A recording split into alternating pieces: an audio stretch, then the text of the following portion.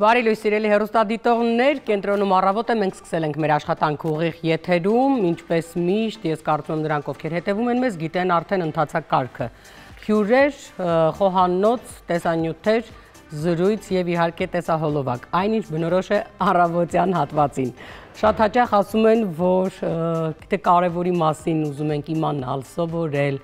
անգամ երբ մեզ ուղարկում էին դասի կամ քննության, ասում են, որ անպայման առավոտյան է պետք աչքի անցկացնել բոլոր այդ կարևոր ինֆորմացիաները, որովհետև շատ ավելի լավ է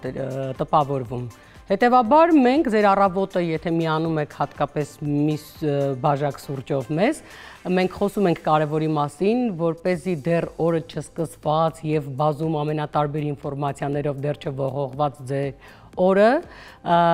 առավոտ կանուխ տանք հնարավորություն մի քիչ մտածելու այն ամենի մասին, ինչ մեզ շրջապատում է, իհարկե հատկապես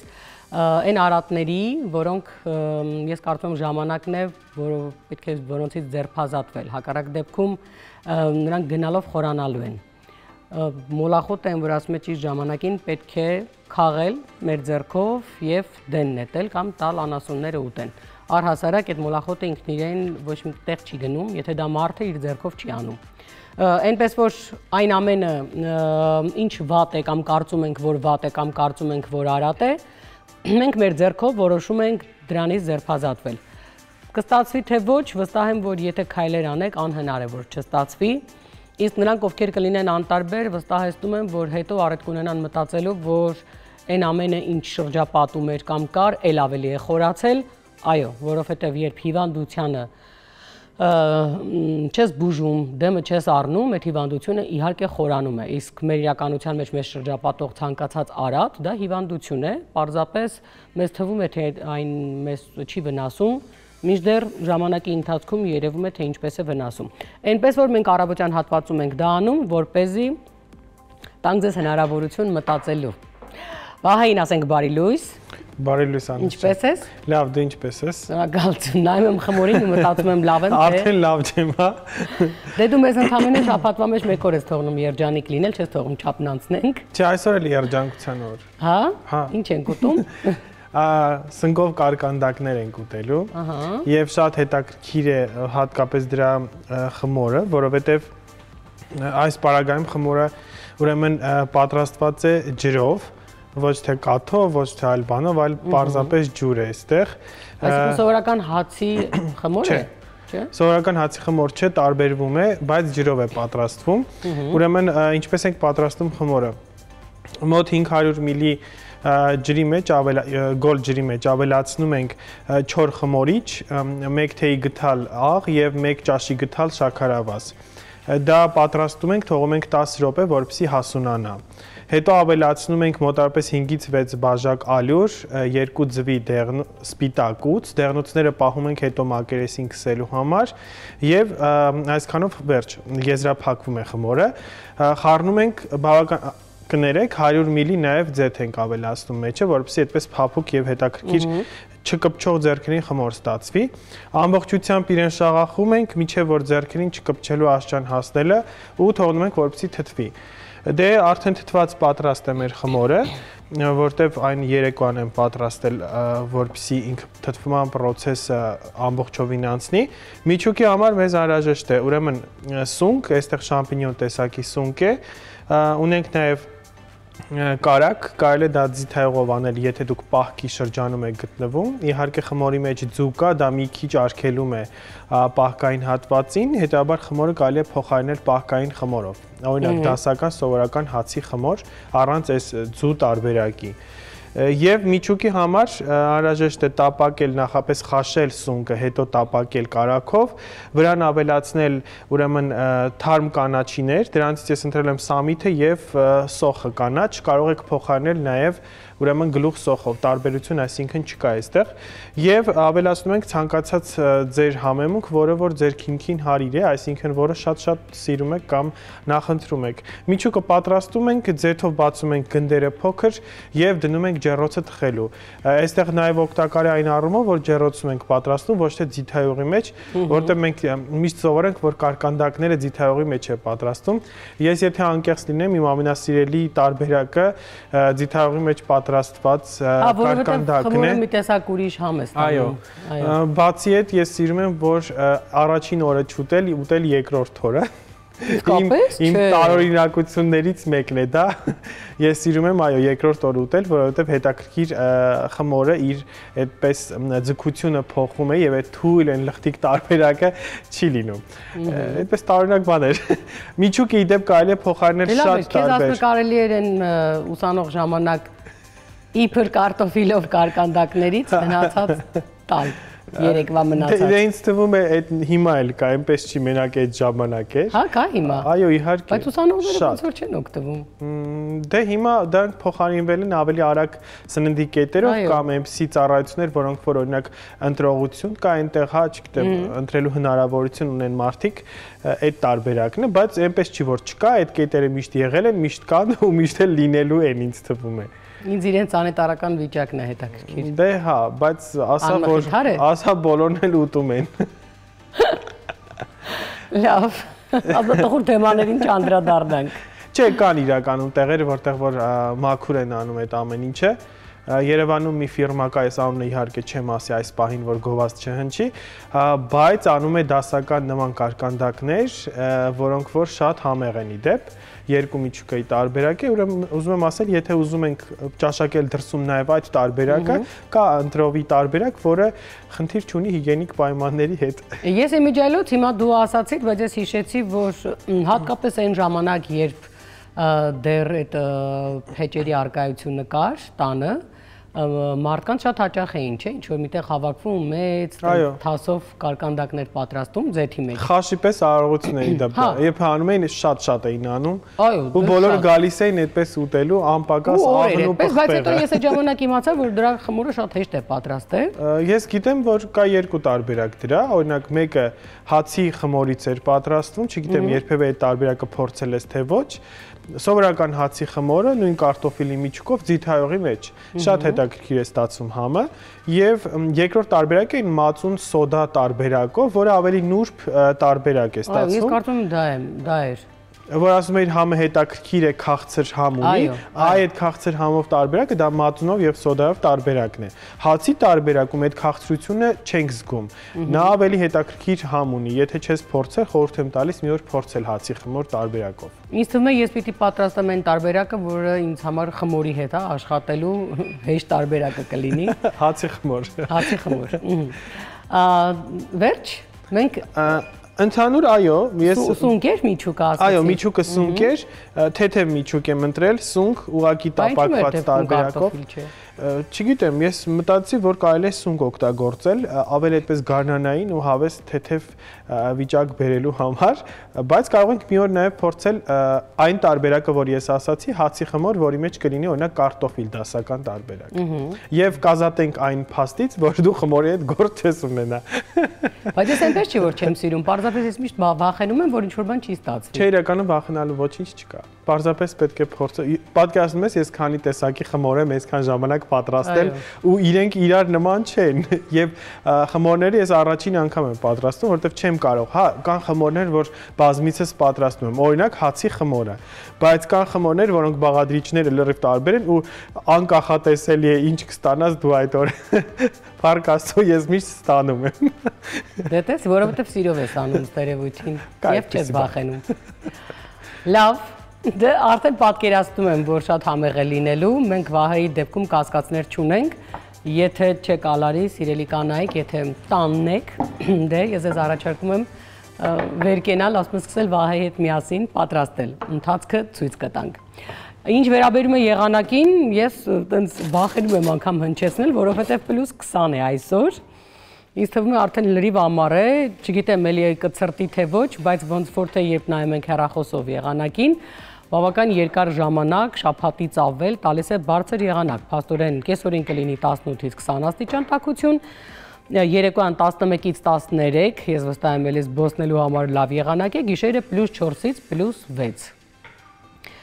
Ավելի լավ բան ինձ թվում է գարնան հատկապես սկզբին չէր կարող լինել, որովհետև սովորաբար այս ընթացքում միշտ լինում է ցուրտ, մի տեսակ, ու մենք մտածում ենք դե մարտին սովորենք այս տարիների վեր տեսնելու, բայց արի ուտես, որ այս տարի մարտը մեզ հիացնում է,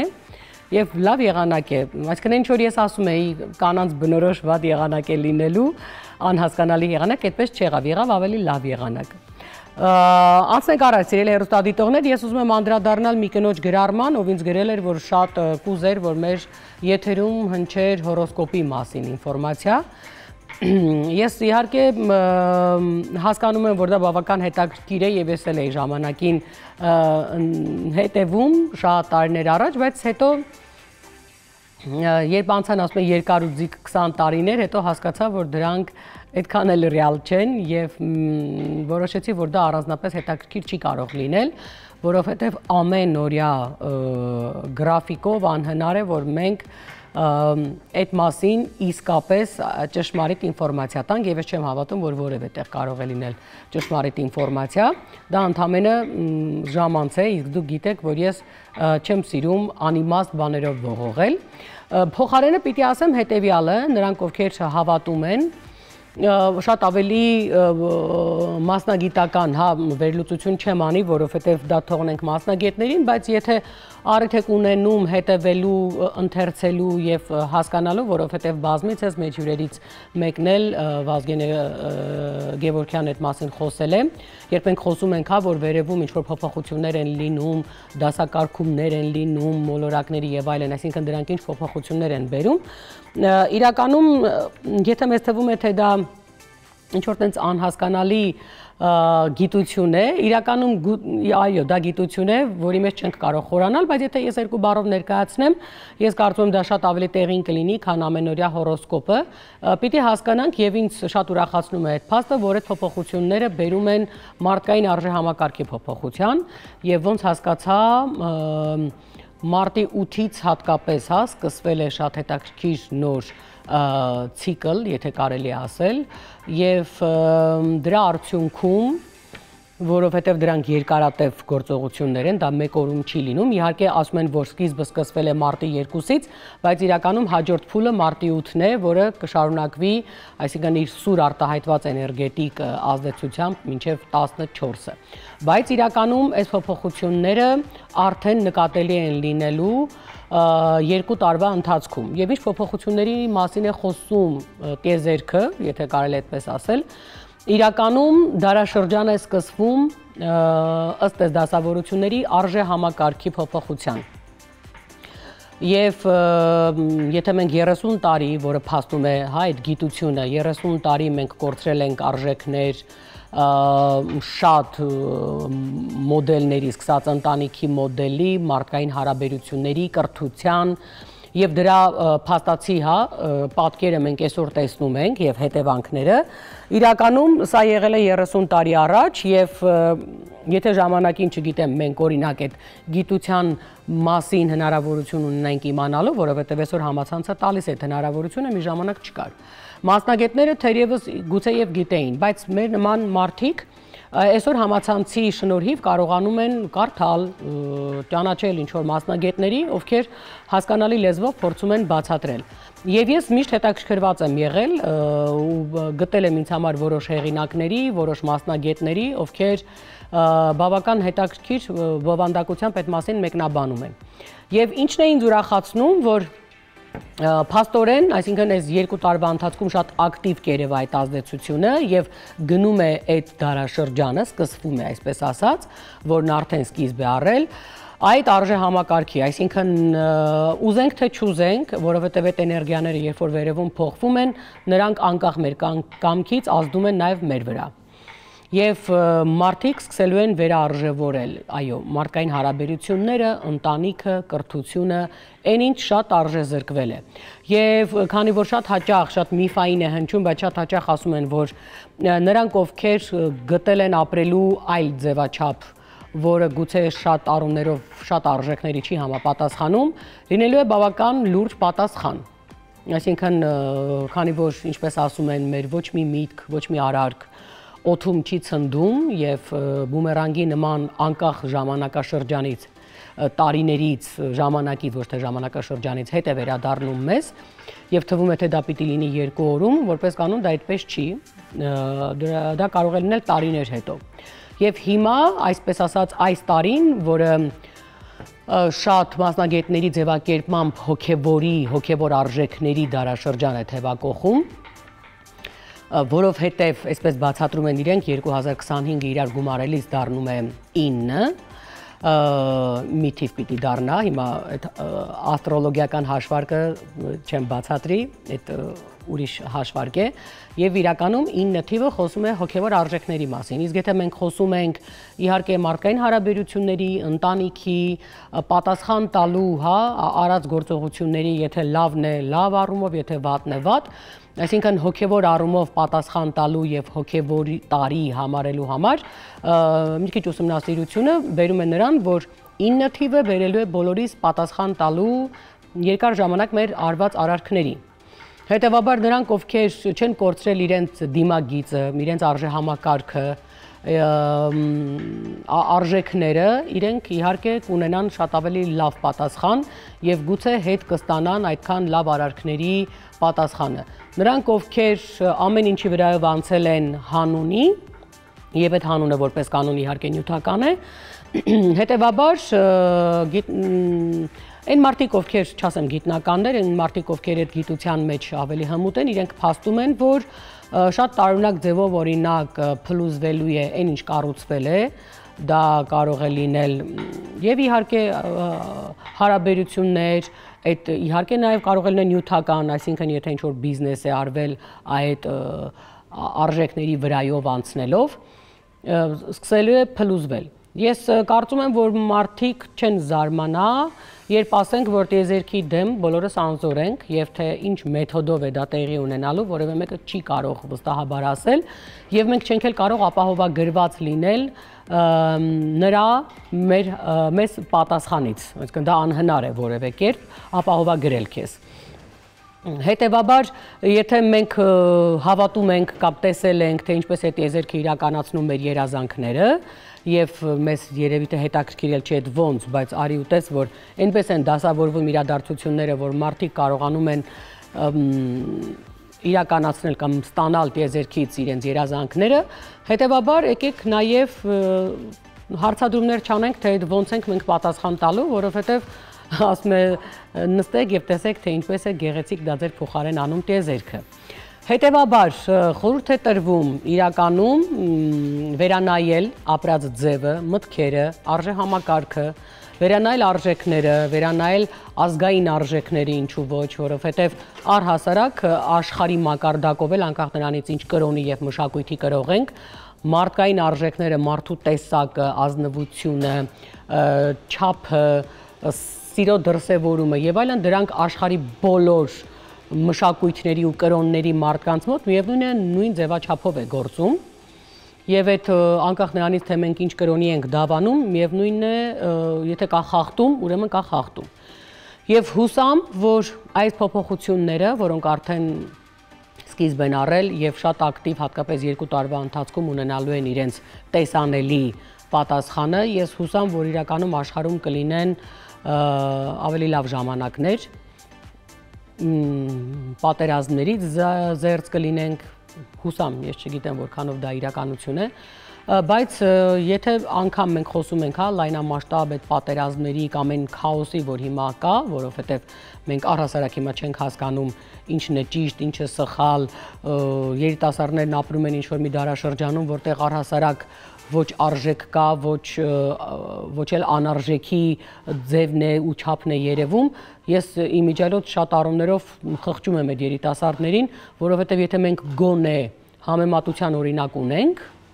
որովհետև տեսել ենք, իրենք առհասարակ չունեն եւ իրենք միանգամից այն իրականության մեջ են, որտեղ ամեն ինչ խեղված է։ Եվ 1-2 անհատի երևի ծնողների հաշվին ու շնորհիվ է մնացել, որ այս մարդիկ, այս երիտասարդությունը հասկանան ինչ է նշանակում արժեքներ, ինչ է նշանակում կոնկրետ մոդելներ, որին պետք է հետևել։ Եվ ես կարծում եմ, եթե մենք խոսում ենք մարդկային արժեքների, ընտանիքի արժեքների եւ առհասարակ այդ փոխհարաբերությունների մոդելի մասին, այստեղ պետք է բառը շատ տեղին է, որովհետեւ նման դեպքերում պետք էով պետք է լինի բացատրել եւ ասել, որ դա պետք է, ինչպես հիվանդին դեղը տալիս ես անկախ նրանից ինքը ուզում է խմել թե ոչ, բայց ասում ես, որ դա պետք է, որովհետեւ դա նրա առողջության համար է։ Սա այդ տեսակ դեղամիջոց է, ամեն օր չդադարել մեր տանը գտնված երիտասարդների հետ, որոնք վաղը պիտի մեր ապագան կազմեն կամ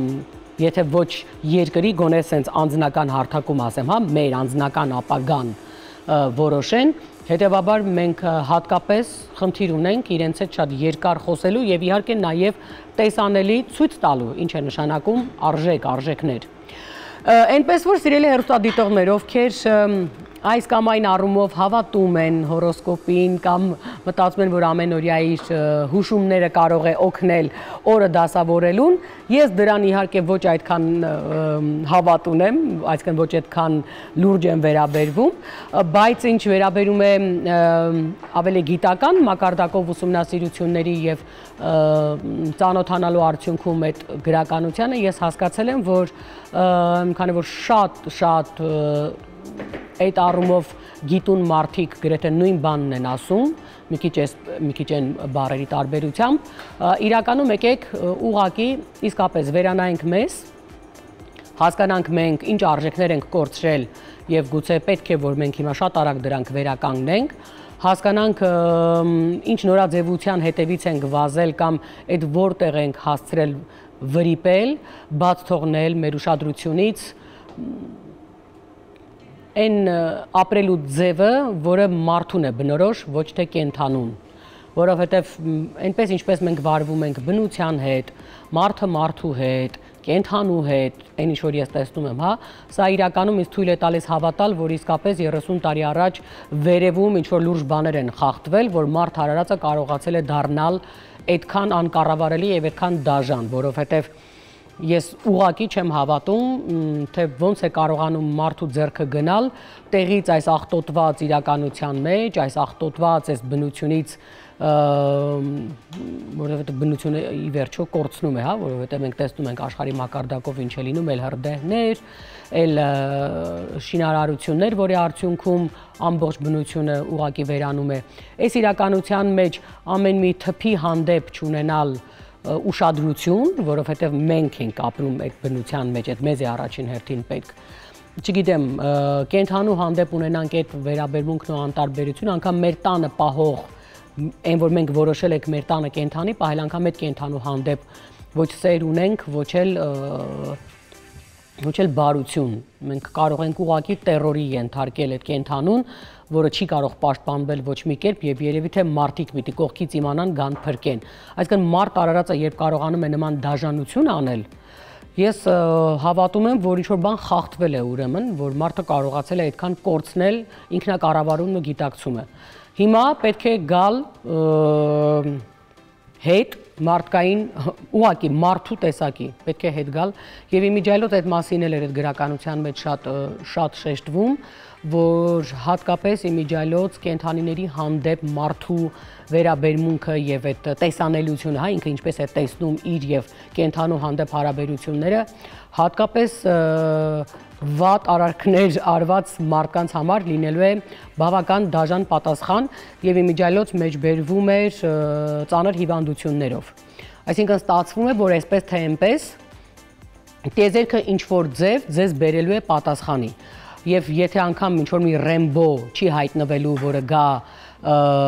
փրկի ինչ որ կենդանու կամ ինչ որ մարդու ձեր ձեռքից ու ձեզ լավ դաստիարակի, հետևաբար այո, դա անելու է տիեզերքը։ Եվ որպես կանոն, քանի որ տիեզերքը չի գալու ձեզ ապտակի, սենց որ երևի դուք այդպես եք սպասում պատասխանը, տիեզերքը դա անելու է ծանր հիվանդությունների միջոցով, այսինքն այն մարդիկ, ովքեր սխալ են ապրել, մեկ էլ մի օր արթնանալու են ու պարզվելու է, որ վայ, մենք ունենք շատ լուրջ հիվանդություն, որի դեմը չենք կարողանում առնել։ Եվ ես կարծում եմ, այս առումով կարելի է ամփոփելով այս միտքը, որը իրականում շատ ծանր եւ գիտական երկար թեմա է, բայց ես երկու բառով փորձեցի ձեզ այսպես ասած ներկայացնել, իրականում կա հետեւյալը, որ շատ դեպքերում չեն էլ կարողանալու անգամ զղջման արդյունքում չեն էլ կարողանալու փրկվել, որովհետեւ կա հետեւյալը, տիեզերքը տվել էր ժամանակ այդ զղջմանը գալու եւ քանի որ այդ ժամանակն ենք մենք արդեն հատել այդ ժամանակն էլ չենք օգտագործել իդեմս այդ գործունեության, արդեն, այսպես ասած, զիջումներ չեն լինելու, իսկ որպես կանոն ասում են տիեզերքը միշտ բալանսը պահում է, եւ որպես կանոն ասում են, որ տիեզերքի օրենքների դեմ մարդ արարածը ոչնչություն է, որ կարողանա ինչ-որ բան փոխել։ Հետևաբար, հուսամ, որ նրանք, ովքեր իրականում արել են իրենց գործը, ազնիվ ու պարկեշտ, պահել են այդ բարությունը, պահել են առհասարակ մարդ տեսակը, չեն դարձել կենդանի, չնայած այս դեպքում կենդանիները շատ ավելի, ասում է, լավ են ու հեչ վտանգավոր չեն, քան մարդը, բայց իրականում, քանի որ մենք կորցրել ենք երևի թե այդ հոգևորը եւ բնազդով սկսել ենք անել անհավանական դաժանություններ, իրականում լավ է, որ տիեզերքը ի վերջո կբերի այն ճիշտ բալանսին եւ այդ տեսակ մարդիկ ինչ որ առումով էլ չեն լինի, կամ կվերանան, կամ երևի թե կգան այն գիտակցության, որ տենց կփակվեն իրենց մեջ ու այլևս չեն կարողանա անել են ինչ արել են։ Եվ ես հուսամ, որ այդ ժամանակները կբերեն մեզ եւս մեկ անգամ հասկանալու, վերարժևորելու ինչ է նշանակում առաջին հերթին մարդ եւ մարդկային արժեքներ։ Եթե այդ հասկանանք, ես վստահեցնում եմ յուրաքանչյուր ոլորտում այդ դրսևորումները կերևա, այդ ուզում է ընտանիք լինի, ուզում է ընկերներ լինեն, ուզում է կենդանի ու բնություն լինի։ Եթե մենք արդեն հասկանում ենք ինչ է նշանակում մարդ եւ ով ենք մենք մեր վերաբերմունքը հաստատ կարողանալու ենք փոխել մեզ շրջապատող աշխարհի հանդեպ, իսկ այդ աշխարհը եւ մարդն է, եւ ծառն է, եւ շունն է, եւ կատուն է, եւ ընկերներն են։ Այդ կոչվում է աշխարհ, որի մեջ մենք ապրում ենք։ Այսքանը էլի եթե հետևում եք առիթ ու հնարավորություն մի քիչ մտածելու։ Եթե ուզում եք ավելի գիտական պատասխանները գտնել, վստահ եմ համացանցում կկարողանաք փնտրել եւ գտնել ավելի, եթե չեք վստահում ինձ, ավելի գիտակ մարդկանց, ովքեր այս մասին խոսում են ավելի բովանդակային։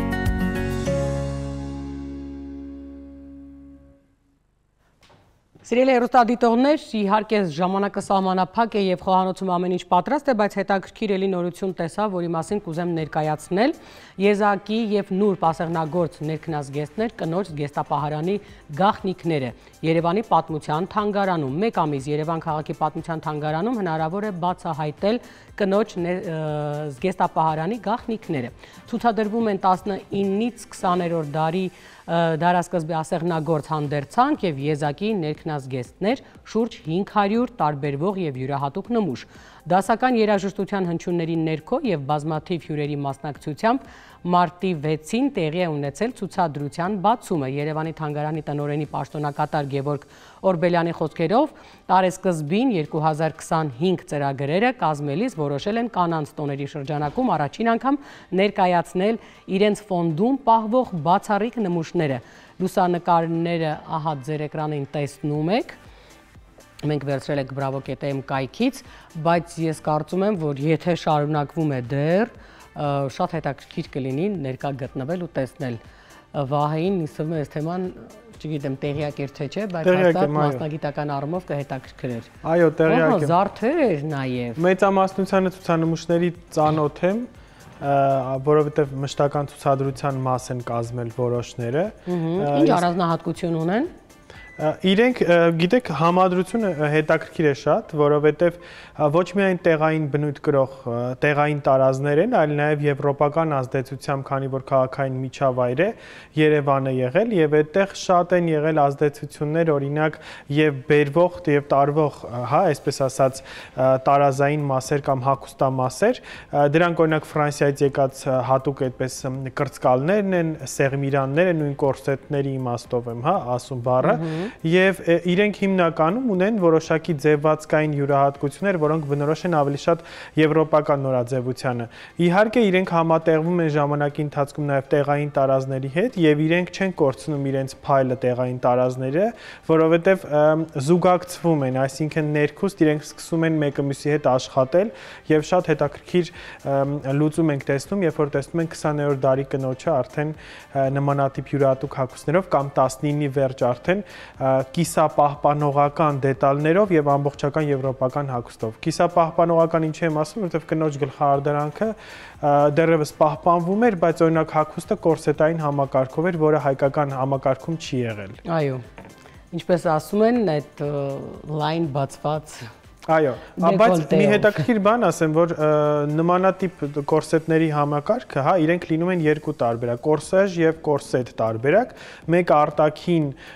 վրայից հագնելու տարբերակն է, որ մենք տեսնում ենք 17-րդ դարում կանայք հագնում են հագուստի հետ միասին, եւ երկրորդը ուղղակի ներքին կոնքազդրային հատվածի այդպես քիփ նեղ պահելու համար է նախատեսված, որը չէր երևում։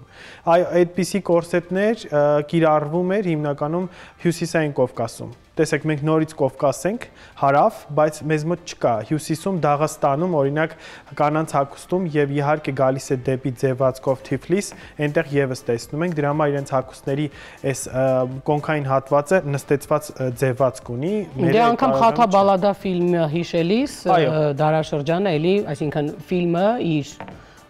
նկարչական է, այսպես ասում է, ձևավորմամբ հուշում է, թե ինչ է եղել, ինչ է եղել։ Իրականում աշխարհագրական դիրքն է կարևոր, որտեղ Հյուսիսային Կովկասը մի հատ հաշվի առնենք, որտեղ է գտնվում, մոտ է Ռուսաստանին, մոտ է մի քանի այլ պետությունների, որոնց որ շրջանառությունը եւ մնացած երկրների հետ կապը, ավելի ակտիվ էր, եւ շուտ էր ամրացման փոփոխությունը տեղի ունենում։ Չնայած ասում եմ, բայց այդ ժամանակ շատ շուտ կանայք ուշաթափվում էին ամեն թեթև ստրեսից, որովհետեւ թթվածնային քաղց էր ստեղծում այս կորսետը, եւ թվում էր, թե իրենք իրականում ձևեր են թափում, բայց այդպես չէ, իսկապես անընդհատ կար թթվածնային քաղց եւ շատ հաճախ երբ որոշակի ստրեսներ էին լինում, անմիջապես ստացվում էր մի քանի վայրկյանանոց ուշաթափություն, որը փրկում էր կնոջը յուրաքանչյուր իրավիճակում։ Զոհեր, այդ տարբերակն է։ Այո, դե դրա համար էլ ասում են գեղեցկությունը զոհեր է պահանջում։ Եվ իհարկե ասում եմ զոհերից մեկն էլ սա է, որ մենք ինչքան էլ փորձում ենք իհարկե սնվել, ինչ ասեմ, դիետիկ, բայց Վահեն ամեն անգամ խախտում է իր համեղ նորարարություններով եւ դու ուզես չուզես չես կարողանում ես փայլուն կարկանդակներից չօգտվել։ Ես աղցանը չեմ նախատեսել, եթե անկեղծ։ Էլի մոգոնեցիր ինչ-որ բան։ Ինձ մոտ էսպիսի մի բան է ստացվում, ես այն որ ասում եմ տունը ինչ կա, սարքեմ ուտենք, այդ վիճակն է։ Այդ ամենաճիշտ ձևն է։ Սառնանը բացեցի, տեսա, որ մենք ունենք հազարի տերևներ, ունենք բլղուր եւ ստացա հետաքրքիր աղցան։ Նման չէ ոչ հայկական իջին եւ ոչ նման չէ։ Ինչպես նման լինի, երբ դու մոգոնել ես։ Նման էլ չէ ոչ էլ մեզ հայտնի թաբուլե աղցանին, ինչու որովհետեւ այստեղ սոխ չկա ավելացված, այո։ Միայն սամի թե հազարի տերև է կտրատված, հատուկ չիլի